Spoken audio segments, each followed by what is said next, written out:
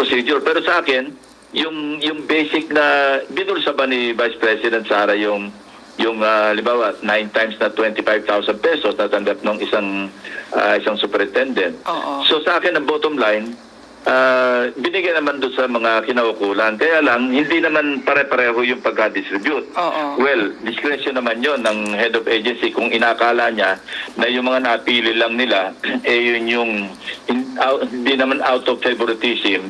Kung hindi dahil sa yun ang mas nangangailangan, yun ang nakapag-abono.